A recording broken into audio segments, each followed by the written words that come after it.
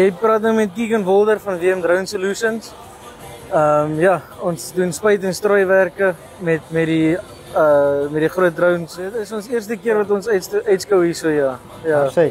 Nou as jy praat van spuitwerke en so, wat behels dit? Dit behels enige gewas wat jy het op jou plaas, kan ons oorspuit. Jy sê vir my wat jy wil neersit, hoeveel jy wil neersit en hoe groot jou land is. Ek stuur vir jou kwotasie en dan kom ons uit en ons doen dit vir jou.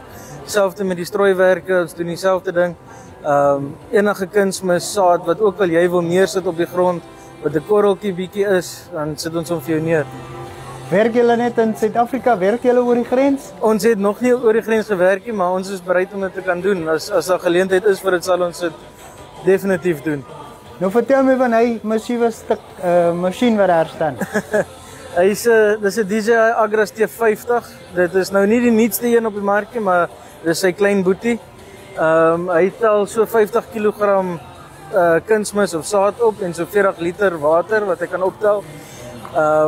Hy vlieg so op sy maksimum so 35-36 kg op 'n uur. So ja, hy's 'n sterk masjienkie die. Is hy yster? Hy is. Daar sê, en hoeveel kos so 'n masjien? As jy hom nie sou koop met alles, is hy so R500.000. Wat sal jou boodskap wees vir mense wat kyk?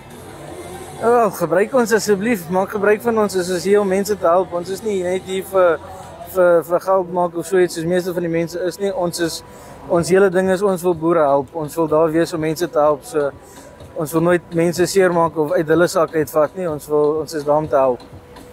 In terme van pryse, hoeveel kos so 'n exercise? Is afhangend van hoeveel jy wil neersit op 'n hektaar.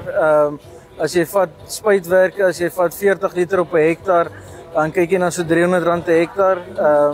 En die strooiwerk ook baie dieselfde. So ja, dit werk op hoeveel jy neersit op 'n hektaar en dan kan ons vir jou kwotasie aanstuur.